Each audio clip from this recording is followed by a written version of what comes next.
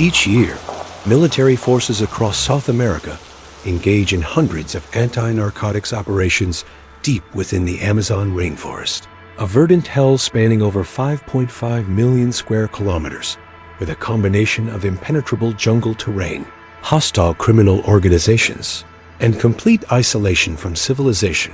creates conditions unlike any other combat environment on Earth. It happens so frequently that Brazil's Ministry of Defense maintains specialized jungle warfare battalions equipped with billions of cruzeiros worth of equipment specifically designed for operations in what military strategists call green combat zones, where the enemy isn't just armed cartels, but the jungle itself, which kills more soldiers through disease, animal attacks, and sheer environmental hostility than bullets ever could.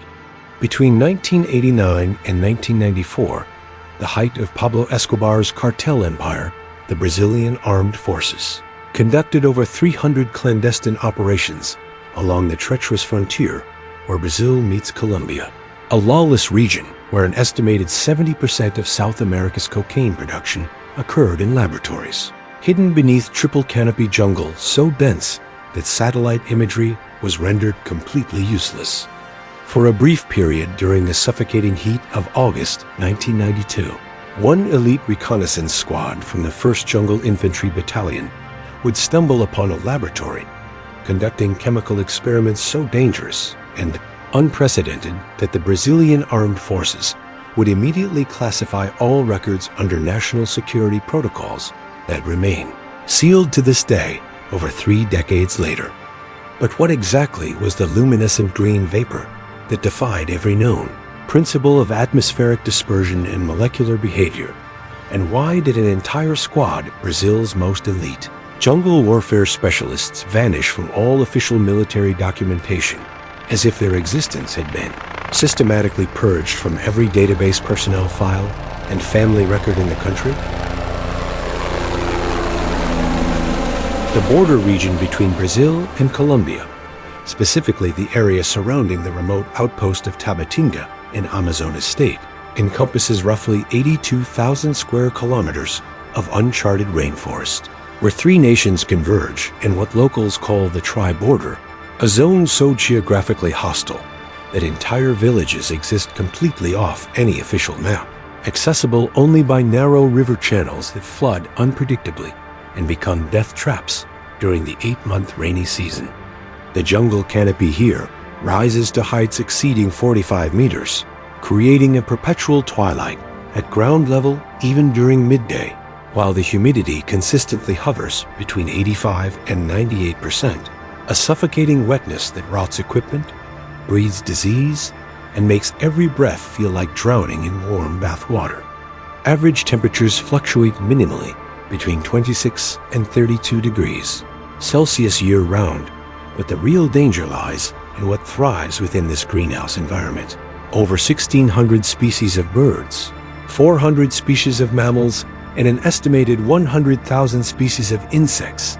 many of which remain completely unknown to science, and several of which can kill a grown man within minutes through venom, disease, or parasitic infection. The soil itself presents a paradox that has baffled ecologists for decades, appearing fertile and rich on the surface, but consisting primarily of clay and sand just inches below, meaning that nothing decomposes properly in this region. Organic matter simply transforms into something else, something that doesn't follow the normal rules of decay and regeneration that govern ecosystems elsewhere on the planet.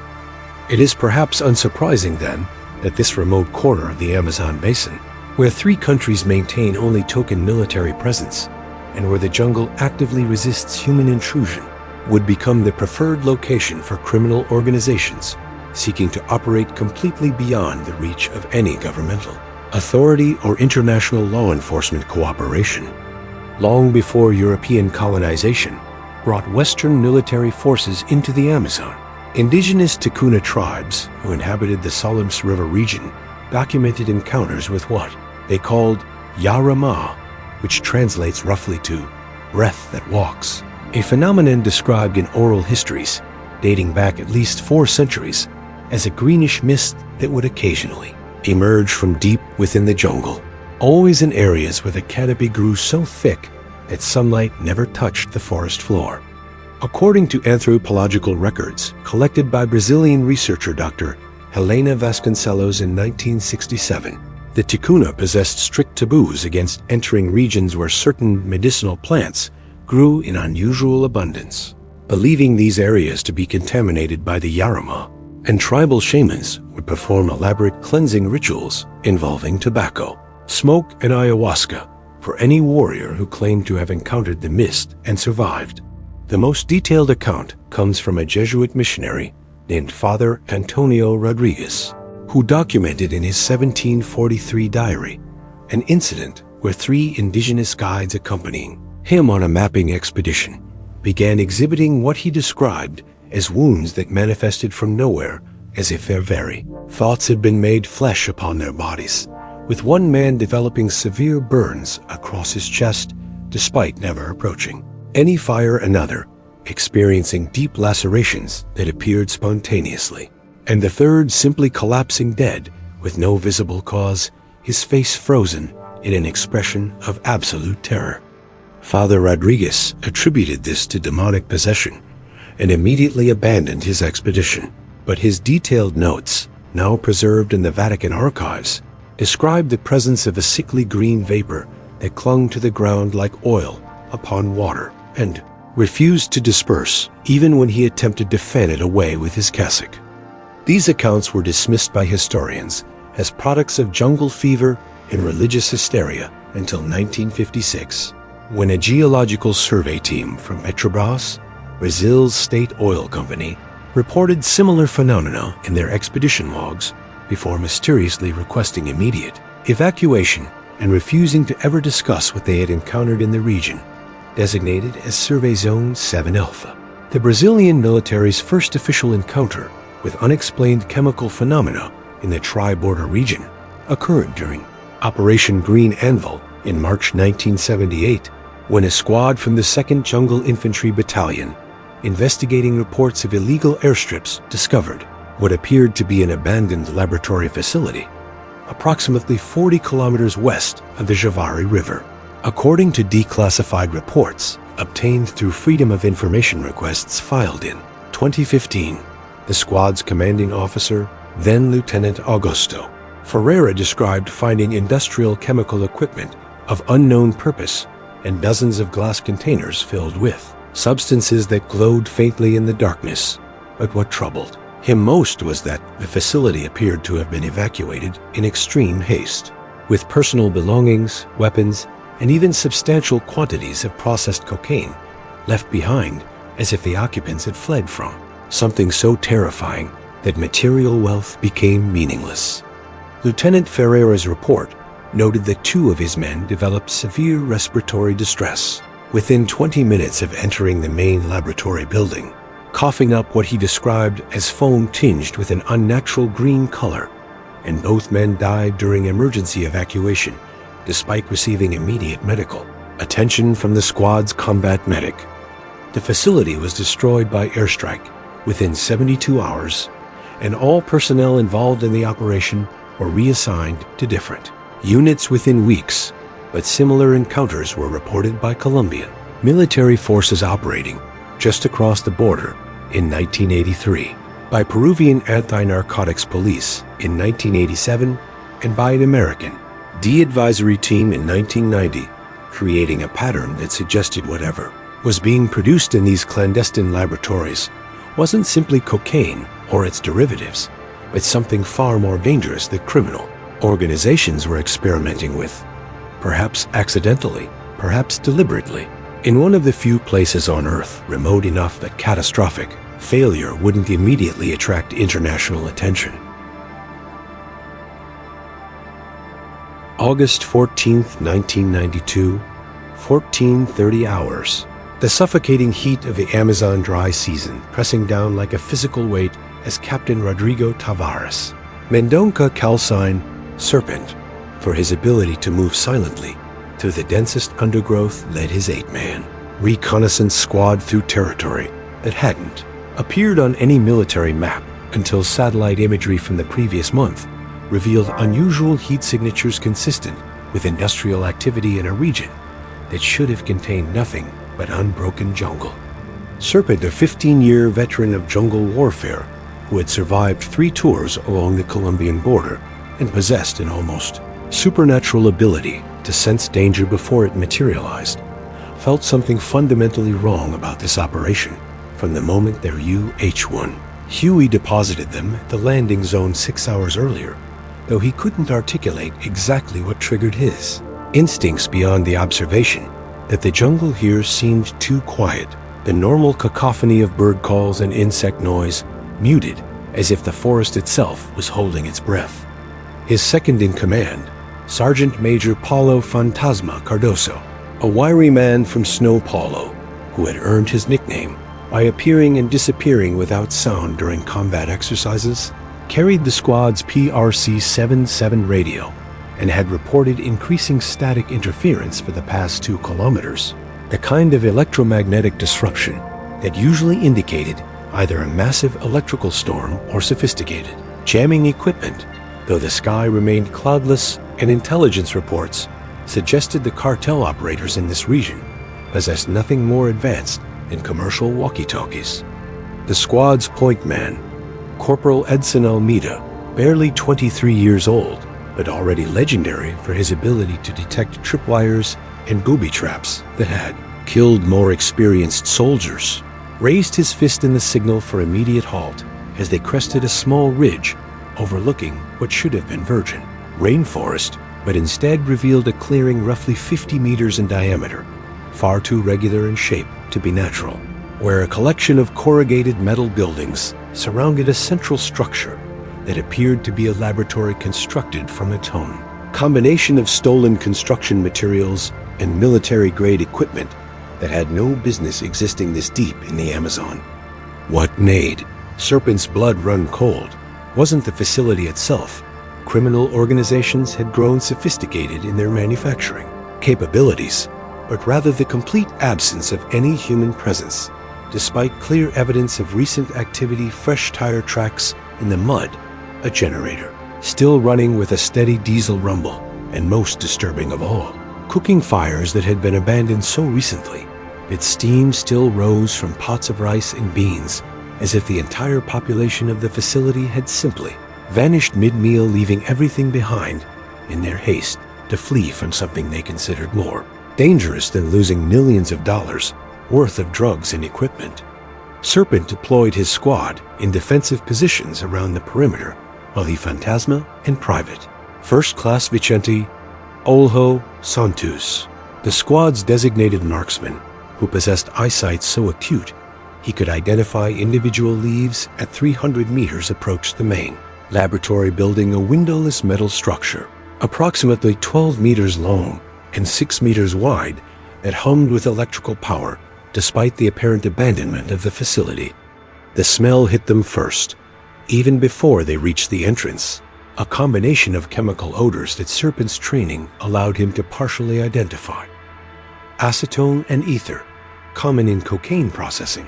but also something else entirely. A sweet rotten scent like overripe fruit mixed with burned plastic, and underneath it all, a smell that reminded him disturbingly of the jungle after heavy rains. That earthy fungal aroma of things growing and decomposing simultaneously. Olho, who possessed not just exceptional vision, but an almost dog-like sense of smell, actually gagged and had to turn away, reporting later in his debriefing that the odor triggered an immediate physiological response, his body recognizing on some instinctive level that whatever produced that smell represented a fundamental threat to human survival. The laboratory door stood partially open, and through the gap, Serpent could see industrial equipment that seemed bizarrely sophisticated for a jungle drug lab. Glass vessels, the size of oil drums, connected by rubber tubing to distillation columns that reached nearly to the ceiling. Computer monitors displaying scrolling data in what appeared to be chemical formulas far beyond the simple recipes needed for cocaine, hydrochloride production, and most unsettling of all, what looked like a medical examination table, complete with leather restraints and monitoring equipment, suggesting experiments that had nothing to do with drug manufacturing and everything to do with testing substances on human subjects. When Phantasma pushed the door, fully open with the barrel of his Imbal MD-97 rifle, the electromagnetic interference that had been plaguing their radio equipment intensified to the point that his communications headset began emitting a high-pitched squeal that made all three men wince. And simultaneously, every piece of electronic equipment they carried, watch's compass, even the simple LED flashlight clipped to Olho's tactical vest, began malfunctioning in ways that defied rational explanation. The digital watch on Serpent's wrist cycling through times and dates randomly, displaying impossible readings like 99 to 99, or dates from the year 2187, while the squad's backup compass spun wildly, as if magnetic north had suddenly relocated to somewhere directly beneath their feet. It was Olho who first noticed the mist pointing toward the far corner of the laboratory, where between two massive glass vessels,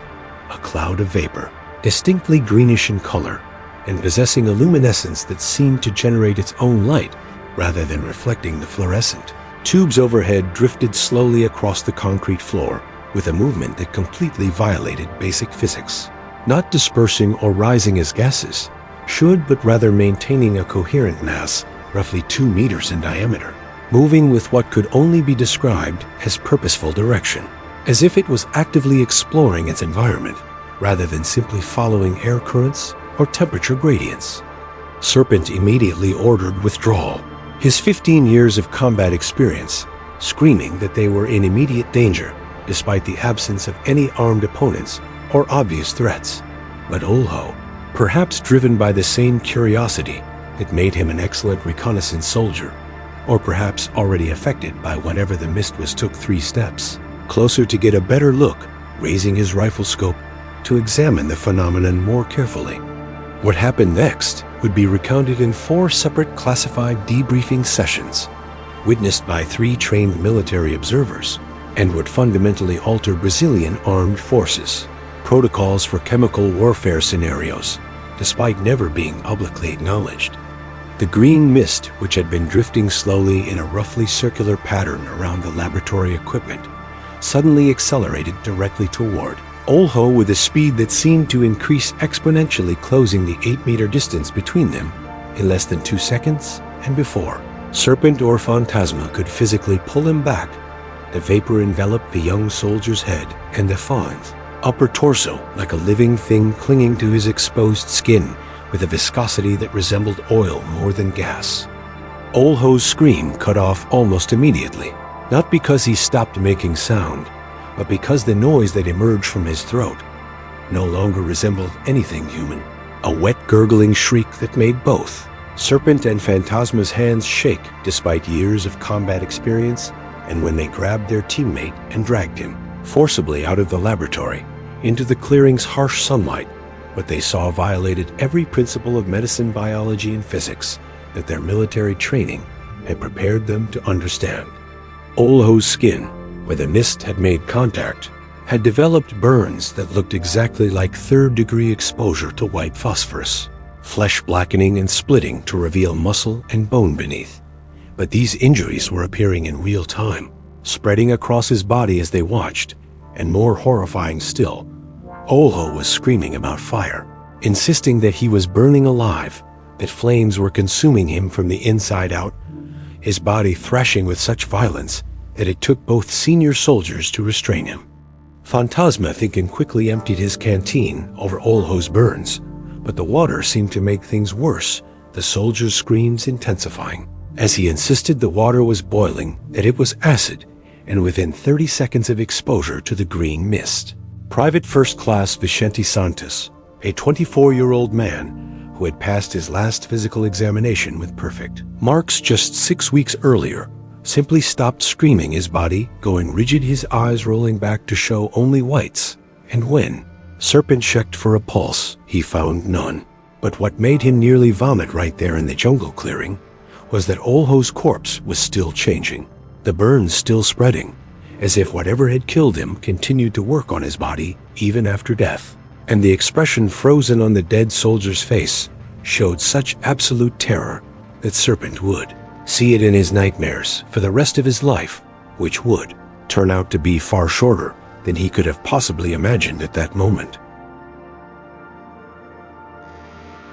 Serpent's training immediately took over, years of protocol and procedure, forcing his mind to compartmentalize the horror of watching Olho die in a manner that defied medical explanation and focus instead on the immediate tactical situation, which dictated establishing a secure perimeter,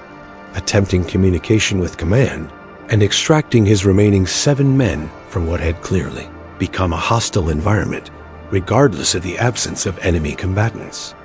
Phantasma sprinted back to their rally point, where the rest of the squad had taken defensive positions, the PRC-77 radio already off his back, an extended antenna raised, but the electromagnetic interference that had plagued them since entering the facility's vicinity had intensified to levels that rendered communication impossible, every frequency producing nothing but a wall of static punctuated by strange harmonic tones that almost resembled speech if you listened long enough. Though Phantasma would later report in his psychological evaluation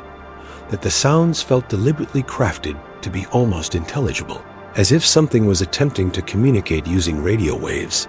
but didn't quite understand how human language functioned.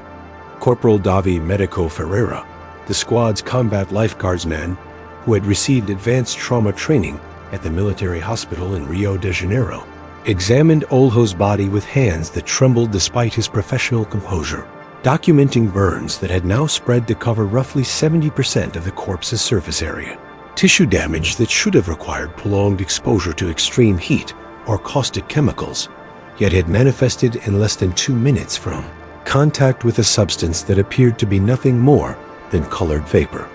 What disturbed Medico most, and what he documented meticulously in his field notes, despite the urge to simply flee the area, was that the burns showed characteristics of both thermal and chemical injury simultaneously, as if Olho's body had experienced multiple types of trauma at once, and more inexplicable still, when he took the dead soldier's core temperature using an oral thermometer, the reading came back at 43.7 degrees Celsius, hot enough to cause brain damage in living tissue, despite the fact that Olho had been dead for at least 8 minutes, and jungle temperatures hovered around 30 degrees, meaning the body was somehow generating heat post-mortem in violation of every principle of thermodynamics. While Phantasma continued attempting to raise command on every available frequency, and Medico performed his futile examination of their fallen comrade, Serpent made the tactical decision to gather intelligence from the facility itself, reasoning that understanding what had killed Olho might be crucial to preventing additional casualties among his remaining squad members. Re-entering the laboratory with Corporal Thiago Queixa Nunes, a demolitions expert from Minas Gerais who possessed an engineering degree and could read technical schematics, they discovered that the criminal organization operating this facility had maintained surprisingly detailed records, though not the kind of documentation typically associated with drug manufacturing operations. Scattered across a desk near the main entrance were dozens of notebooks filled with handwritten observations in Spanish technical diagrams that Queixa immediately recognized as chemical formulas far more complex than anything needed for cocaine synthesis, and most disturbing of all, what appeared to be medical records documenting human experiments, test subjects identified only by numbers rather than names, with detailed notes describing their reactions to exposure to something referred to repeatedly as la nible verde or the green mist. One notebook in particular, bearing a water-stained cover and filled with increasingly frantic handwriting that deteriorated from neat scientific notation into barely legible scrawling, told a story that made Serpent's blood run cold. A Colombian chemist, identified only as Dr. Vargas, had been attempting to synthesize a new form of hallucinogenic compound using precursor chemicals derived from plants native to this specific region of the Amazon. Plants that local indigenous populations had warned possessed properties that made them sacred and dangerous in equal measure. According to Vargas's notes dated beginning in January 1992, the synthesis process had produced unexpected results, creating a gaseous compound that induced hallucinations of unprecedented intensity, but with a side effect that he documented with what seemed like scientific fascination, bordering on insanity. Subjects exposed to the compound experienced hallucinations so vivid, so completely convincing to their neurological systems that their bodies began manifesting physical symptoms corresponding to their hallucinated experiences. A test subject who hallucinated drowning developed pulmonary edema and died of what appeared to be actual drowning, despite never being submerged in water. Another who experienced visions of being consumed by fire developed burn injuries across 80% of his body, despite never being exposed to flames. A third who hallucinated being torn apart by animals died from trauma that looked exactly like mauling injuries, though he never left his restraints. The final entries in Vargas's notebook dated August 13th, just one day before Serpent's squad arrived, described with barely controlled panic that the mist had achieved sentience, or perhaps had always possessed it, that it was no longer contained by the laboratory's ventilation systems, but it had learned to target specific individuals, and that the facility's entire staff was evacuating immediately because 3 workers had been killed by their own hallucinations in the past 24 hours, their minds literally weaponizing their worst fears against their own bodies. Serpent had just finished photographing the most relevant pages from Vargas's notebook using the squad's standard issue, 3/5 of May. Camera Cakesa grabbed his shoulder with enough force to bruise, pointing silently toward the far corner of the laboratory where the green mist, which they had assumed was confined to that single location, had somehow multiplied into 3 distinct clouds, each approximately the size of a human torso, drifting with that same unsettling purposeful movement that suggested intelligence rather than random atmospheric dispersion. Both soldiers backed toward the exit, maintaining visual contact with the phenomenon, when the sound of automatic weapons fire erupted from outside. The distinctive report of Imbil MD-97 rifles firing in controlled bursts, and Phantasma's voice came through on the tactical radio with clarity that seemed impossible given the previous interference, screaming that the mist was everywhere, that it had emerged from the laboratory's ventilation systems and was spreading across the clearing in a coherent wave rather than dissipating as any normal gas would. Serpent burst through the laboratory door to find his remaining 6 soldiers in a defensive circle, firing at nothing visible, or rather firing at the green vapor that had now formed into 7 distinct masses, each roughly humanoid in general shape, though lacking any defined features, drifting toward his men with a speed that seemed to accelerate whenever the soldiers attempted to retreat. Private Lucas Gavio Ribeiro, an indigenous soldier from the Yanomami tribe who had joined the military specifically to protect his ancestral lands from drug traffickers, suddenly dropped his rifle and began clawing at his own throat, screaming in his native language about snakes,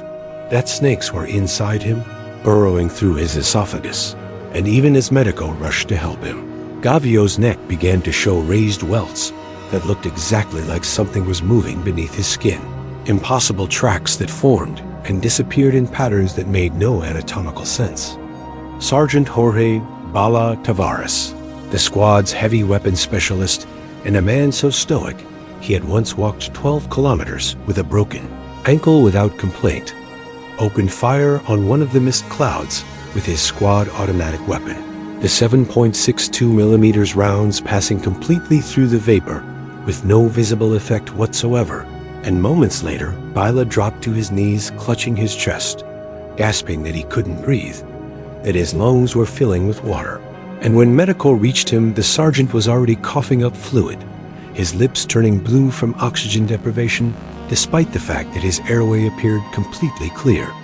It was Phantasma who discovered, quite by accident, that fire seemed to affect the mist in ways that bullets could not. When he lit a road flare to mark their position for potential helicopter extraction, the green vapor recoiled from the flame's magnesium brilliance, retreating several meters before reforming at a safer distance, and Serpent immediately ordered every man to ignite whatever incendiary devices they carried, flares, matches, Even aerosol cans transformed into improvised flamethrowers, creating a ring of fire that seemed to hold the phenomenon at bay. Though the mist didn't disperse or retreat beyond visual range, but rather orbited their position like predators waiting for prey to show weakness. And in the dancing shadows cast by their desperate flames, Serpent could swear he saw faces forming and dissolving within the green vapor, expressions of hunger and malevolence that couldn't possibly exist on something that wasn't even technically alive. The temporary reprieve provided by the ring of fire lasted exactly 11 minutes, according to Phantasma's malfunctioning watch, which had frozen at 15:47 hours, despite the sun's position indicating late afternoon approaching early evening, before the green mist demonstrated an adaptation that shattered any remaining hope that they were dealing with a simple chemical phenomenon governed by predictable physical laws. The 7 distinct clouds that had been circling their defensive position suddenly merged into a single massive formation, roughly 8 meters in diameter, a roiling mass of luminescent vapor that began to rise vertically into the air, ascending to a height of approximately 15 meters before fragmenting not into 7 shapes, but into 23 separate entities, each smaller than before, roughly the size of human heads, spreading out in a coordinated pattern that suggested tactical intelligence and deliberate strategy. Serpent watched in horror as the mist clouds positioned themselves in a perfect hemisphere around his squad, cutting off every possible escape route with a precision that would have impressed him if it had been executed by enemy soldiers, rather than by something that shouldn't possess the cognitive capability for complex tactical planning. The temperature in the clearing, which had remained consistently around 30 degrees throughout the day, despite the exertion of combat operations, began to drop with a rapidity that violated thermodynamic principles. Medico's field thermometer recording a decrease from 29 degrees to 17 degrees in less than 90 seconds, and simultaneously, the jungle, sounds that had been muted since their arrival, ceased entirely, creating a silence so absolute that Serpent could hear his own heartbeat pounding in his ears, could hear the individual breathing patterns of each of his remaining 6 men, could hear what sounded impossibly like whispers emanating from the green vapor itself, voices speaking in Portuguese, in Spanish, in languages he didn't recognize, and underneath it all, a sound like thousands of insects chittering in unison, though not a single bug was visible anywhere in the clearing. The sky above them, which had been clear blue Amazon heavens just minutes before, now roiled with clouds that had formed from nothing, massive thunderheads that blocked out the sun and cast the clearing into premature twilight. But these weren't normal storm clouds. Their undersides glowed with the same sickly green luminescence as the mist, and forked lightning began to arc between them in patterns that formed and held geometric shapes, perfect triangles and hexagons that persisted for seconds, rather than the microsecond duration of natural electrical discharge, as if reality itself was breaking down around them. The normal laws of physics suspended within this contaminated zone. Private Gaviao, still on his knees and clawing at his throat, where impossible welts continued to rise and fall like something was burrowing through his flesh, suddenly went rigid and began speaking in a voice that didn't sound like his own, deeper and resonant with harmonics that seemed to come from multiple throats simultaneously, describing in horrific detail what was happening to each member of the squad, things he couldn't possibly know because they hadn't happened yet, but which began manifesting seconds after he spoke, them as if his words were creating reality rather than describing it. He said that Corporal Enrique Rayo Lima, their communications specialist, who had been frantically attempting to jury-rig the damaged radio equipment, would see his hands melting, and moments later, Rayo screamed and dropped the radio handset as his fingers began to blister and run like wax, skin sloughing off to reveal bone beneath, though Medico's examination would later show no actual physical damage beyond psychological trauma, so severe it had manifested psychosomatic injuries. Gavio said that Sergeant Bala would feel his bones turning to glass, brittle and fragile, about to shatter from the slightest movement, And immediately, Bela froze in place, tears streaming down his face as he whispered that he could feel it happening, could feel his skeleton crystallizing.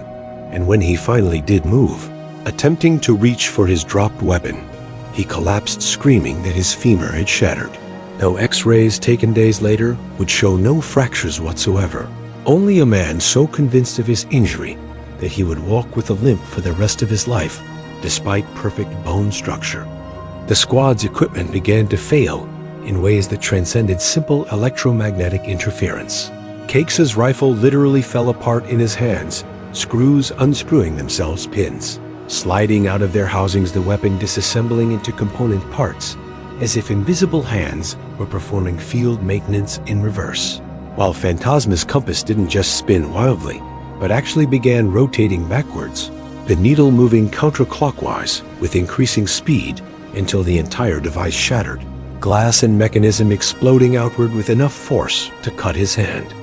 The flares that had been providing their protective barrier began to sputter and die. Despite having fuel remaining, their magnesium cores suddenly exhausted, as if hours had passed in minutes. And as each flame winked out, the green mist contracted its perimeter, tightening the noose around soldiers who were no longer combat effective, but rather breaking down into gibbering terror, their military discipline shattered by experiences that their training had never prepared them to handle.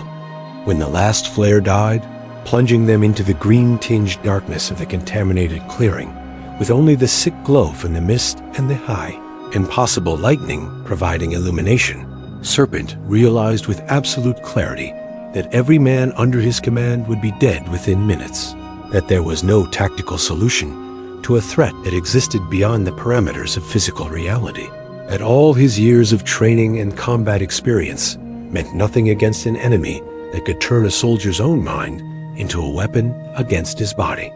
The 23 mist clouds had contracted into a ring barely 5 meters in diameter, close enough now that Serpent could see the vapor wasn't uniform in composition, but rather contained darker striations that moved within it like veins, or perhaps like the shadows of things that didn't quite exist in three-dimensional space. And the whispers that had been barely audible now resolved into clear voices, dozens of them speaking simultaneously in the cadence and vocabulary of military radio. Communications, but describing impossible events, calling in coordinates for positions that didn't exist, requesting medevac for casualties that hadn't occurred, yet reciting after-action reports for battles that had never been fought. Medico, who had maintained his professional composure even while treating injuries that violated medical possibility, suddenly began laughing, a high-pitched hysteric sound that cut through the whispers. And when Serpent grabbed him and demanded a sitrep, the combat medic simply pointed at his own arms, where the skin had gone completely transparent, showing muscle and bone and circulatory system beneath, as if his flesh had become living anatomy diagram. Though Serpent looked at those same arms, he saw nothing unusual, meaning either Medico was hallucinating or Serpent himself could no longer trust his own perceptions. The green mist had begun to pulse, now contracting and expanding like a heartbeat, or perhaps like breathing, and with each pulse it crept incrementally closer, the ring of vapor tightening around the squad's defensive position with the inexorable patience of something that knew its prey had nowhere left to run. Phantasma made one final attempt to contact command, screaming into the radio handset in clear violation of communications protocol, abandoning code words and procedure to simply beg for extraction, for airstrike, for anything that might save them from what was happening. And for just a moment, the static cleared and a voice came through, calm and professional, acknowledging his transmission and promising that help was inbound, before the voice degraded into something that wasn't quite human speech anymore. Syllables that hurt to hear, words that seemed to crawl into Serpent's ears and nest in his brain like parasites. And then Phantasma threw the radio away, as if it had burned him, screaming that the voice was inside his head, now that he could hear it even without the radio, that it was telling him things about himself that no one else could possibly know, secrets and shame and fears he had never spoken aloud to any living soul. The sky above them had gone completely dark despite the afternoon hour, and the geometric lightning had intensified into a continuous display that illuminated the clearing in strobing green light, each flash revealing the mist closer than before, revealing his soldiers in various states of psychological collapse, revealing the laboratory facility behind them, beginning to corrode and rust at impossible speed as if decades of decay were compressed into minutes, metal buckling and glass shattering and concrete crumbling. And in that moment, Serpent understood with terrible certainty that they were all about to die, not from bullets or blades or any honorable combat death, but rather from their own minds, destroying their bodies from within, hallucinating injuries so real that physiology would have no choice but to manifest them. And there was absolutely nothing his training or experience or courage could do to prevent it. The sound that saved their lives came from above, a mechanical roar that cut through the whispers, and the impossible silence like a knife through fabric. The unmistakable thunder of twin turboshaft engines belonging to a UH-1 Huey helicopter that appeared through the corrupted cloud cover with a suddenness that suggested it had materialized from nowhere rather than flown in from a distant base. The downdraft from the rotor blades hit the clearing with hurricane force, and something extraordinary happened that Serpent's trauma-shocked mind barely registered in the moment, but would analyze obsessively during the sleepless nights that followed. The green mist recoiled from the artificial wind like a living thing experiencing pain. The 23 individual clouds fragmenting further into hundreds of smaller wisps that scattered in all directions as if fleeing from a threat they recognized and feared. The downdraft from the rotor blades hit the clearing with hurricane force, and something extraordinary happened that Serpent's trauma-shocked mind barely registered in the moment, but would analyze obsessively during the sleepless nights that followed. The green mist recoiled from the artificial wind like a living thing experiencing pain. The 23 individual clouds fragmenting further into hundreds of smaller wisps that scattered in all directions as if fleeing from a threat they recognized and feared. The Huey didn't land, couldn't land given the deteriorating state of the clearing, where the ground itself had begun to exhibit the same impossible corrosion as the laboratory buildings, soil turning to a black sludge that bubbled and steamed despite the absence of any heat source, but rope ladders deployed from both side doors, and a voice amplified through external speakers, distorted by distance and rotor wash, but unmistakably command authority, ordered the squad to climb immediately, that they had approximately 90 seconds before the entire area would be sanitized. Serpent's training reasserted itself through the fog of psychological trauma, years of drilling and muscle memory, overriding the part of his brain that wanted to simply curl into a fetal position and wait for death. And he began physically hauling his men toward the ladders, Medico supporting Bala, who insisted his shattered glass bones would break if he moved, Phantasma dragging the still-laughing Keksa, whose transparent skin hallucination had progressed to the point where he claimed he could see his own heart beating in his chest.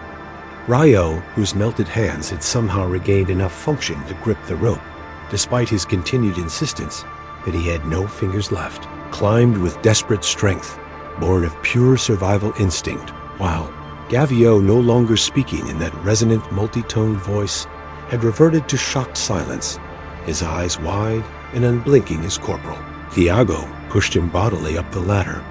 The climb should have taken minutes, but felt like hours. Each meter of altitude gained against the downdraft and their own injuries, both real and hallucinated,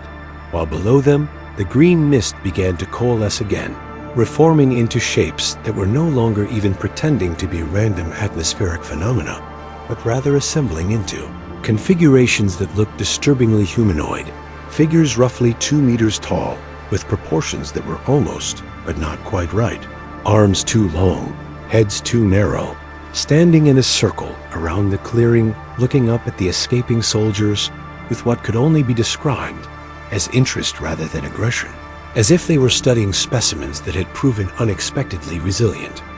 The Huey's crew chief, a grizzled warrant officer named Torres, whose face remained impassive despite the horror show condition of the soldiers he was hauling aboard, administered immediate sedation to Gaviao and Keksa, who were becoming violent in their hallucinations, then physically restrained Bala, who was attempting to throw himself from the helicopter to avoid the agony of his non-existent bone fractures. As the aircraft gained altitude, banking hard to the south away from the contaminated zone, Serpent caught a glimpse of what was inbound behind them. 3 Brazilian Air Force AMX attack jets flying in tight formation, their external hardpoints loaded with what his experienced eye identified as a combination of napalm canisters, high-explosive ordnance, a payload specifically designed not for precision strikes against enemy combatants, but rather for total destruction of biological or chemical threats through sustained high-temperature incineration. The jets screamed past their fleeing helicopter close enough that Serpent could see the pilots' faces behind their visors, professional and calm as they lined up their attack runs. And moments later, the jungle behind them erupted into flame, multiple warheads detonating in a pattern that created a firestorm visible for kilometers, temperatures reaching levels that would sterilize not just the surface, but meters deep into the soil, destroying the laboratory facility, the drug processing equipment, the contaminated vegetation, and presumably the green mist itself. Though Serpent noticed with cold dread that just before the napalm hit, the humanoid figures formed from vapor had simply dissipated, breaking apart into thousands of fragments that drifted away from the impact zone with a coordinated purposefulness that suggested they were not being destroyed, but rather relocating, waiting for another opportunity. The Huey set down not at their original forward operating base, but rather at a location Serpent didn't recognize, a remote airstrip that appeared on no maps he had studied, where a fleet of military ambulances waited alongside a general whose rank insignia indicated he reported directly to Brasilia, to the highest levels of the armed forces command structure. The general whose name Serpent was never told, and whose face he was ordered to forget, though it would haunt his memory, regardless personally, supervised the separation of the squad members, each soldier loaded into a different ambulance despite Serpent's protests that his men needed to stay together for unit cohesion and mutual psychological support. And the last thing he saw before sedatives administered by a military doctor rendered him unconscious was Phantasma in a separate vehicle, still clutching the notebooks they had recovered from the laboratory, being driven in a completely different direction while armed. MPs prevented Serpent from following. When he woke 36 hours later in a military hospital room, whose windows had been blacked out and whose door was guarded by soldiers carrying loaded weapons, Serpent's first question was about his squad's status, and the stone-faced colonel who sat beside his bed responded with a single word that would define the rest of his abbreviated life: reclassified. The official after-action report filed with the Brazilian Ministry of Defense regarding the events of August 14, 1992, documented a routine anti-narcotics operation in which a squad from the 1st Jungle Infantry Battalion successfully located and destroyed a clandestine cocaine processing facility approximately 40 kilometers west of Tabatinga, Amazonas, resulting in the seizure of an estimated 200 kilograms of processed cocaine and the destruction of manufacturing equipment valued at approximately 3 million cruzeiros. The report made no mention of Private First Class Vicente Olho Santos, whose body had been recovered from the clearing before the airstrike, but whose death certificate listed the cause as combat-related injuries sustained during engagement with hostile forces, a lie that his family accepted because they were never shown the photographs of burns that no bullet could have caused. Corporal Edson Almeida, who had detected the facility and led the approach, was quietly transferred to a desk position in Porto Alegre, over 3,000 kilometers from the Amazon, where he developed a severe psychological aversion to the color green that eventually resulted in a medical discharge in 1994, his military records citing service-related anxiety disorder, without specifying what service had caused such debilitating trauma. Private Lucas Gaviao Ribeiro, the indigenous soldier who had spoken in voices the predicted injuries before they manifested, was committed to the military hospital's psychiatric wing in Rio de Janeiro, under an assumed identity, diagnosed with acute schizophrenia and dissociative disorder. His Yanomami family informed that he had died in a training accident. A closed casket funeral held for a body that was still breathing in a locked ward, where he would spend the next 11 years drawing obsessively detailed pictures of figures made from green smoke images that orderlies were instructed to confiscate and burn immediately. Sergeant Jorge Bala Tavares recovered physically from his hallucinated bone fractures, but never psychologically developing such severe agoraphobia that leaving his apartment became impossible, and in March 1995, his body was discovered by neighbors after the smell became unbearable. Official cause of death listed as heart failure, though the autopsy showed a man who had essentially starved himself to death rather than risk going outside where the green mist might be waiting.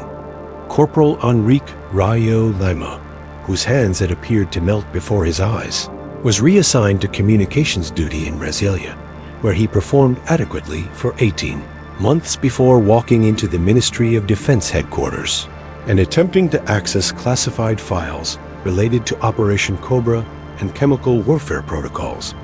an action that resulted in immediate arrest, psychiatric evaluation, and eventual retirement to a facility whose location was never disclosed to his family. His military pension checks continuing to arrive at his parents' address, though no one had physically seen Rayo since September 1993. Corporal Davi Medico Ferreira and Corporal Thiago Queixa Nunes were offered early retirement with full benefits and substantial financial compensation in exchange for signing non-disclosure agreements so comprehensive and legally binding that even discussing their military service with family members constituted a federal crime, both men accepting the terms and disappearing into civilian life. Though Medico would die in a suspicious single-car accident in 1998, and Queixa would vanish completely in 2001, his apartment found empty with all personal belongings removed as if he had never existed. Sergeant Major Paulo Fantasma Cardoso and Captain Rodrigo Serpent Mendonca,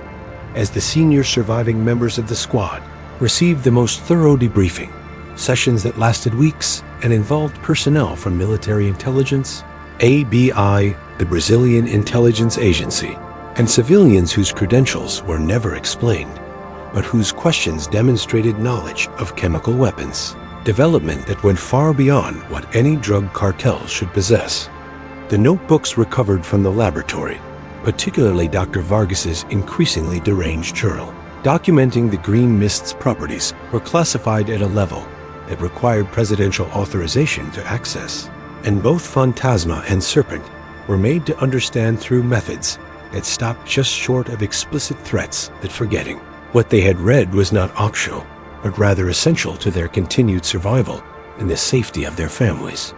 The physical evidence from the clearing soil samples and fragments of laboratory equipment that had somehow survived the napalm strike was transported to a facility that officially didn't exist, buried in a vault beneath the Centro Técnico Aerospatial, where it joined similar samples from the Alfei 1978 incident and at least 7 other encounters documented between 1956 and 1992, creating an archive of impossible phenomena that suggested the green mist wasn't an isolated accident, but rather a recurring manifestation of something that had been interacting with human activity in the Amazon basin for decades, if not centuries. Serpent was promoted to major and given command of a training battalion in São Paulo, a position of honor that was actually exile, keeping him far from the border regions and under constant surveillance, his phone calls monitored. His mail read his movements tracked by agents who made no effort to hide their presence because the message was more important than subtlety. Speak about what you experienced and consequences will be severe. He lasted until 2003, 11 years of looking over his shoulder, 11 years of nightmares featuring green vapor and voices that predicted deaths, before his body was found in his home with a single gunshot wound to the head, service pistol in his hand, official ruling of suicide that his family disputed, but couldn't prove otherwise. And at his funeral, Phantasma appeared briefly, thinner and grayer than he should have been at 41 years old, and whispered to Serpent's widow that her husband hadn't killed himself, but rather had been killed by what he knew by memories, that military psychiatric care and mandatory medications couldn't suppress, by the knowledge that the green mist hadn't been destroyed in that airstrike, but had merely relocated, that it continued to appear in remote regions where criminal organizations or military forces or simple villagers made the sin mistake of disturbing areas where certain plants grew in unusual abundance,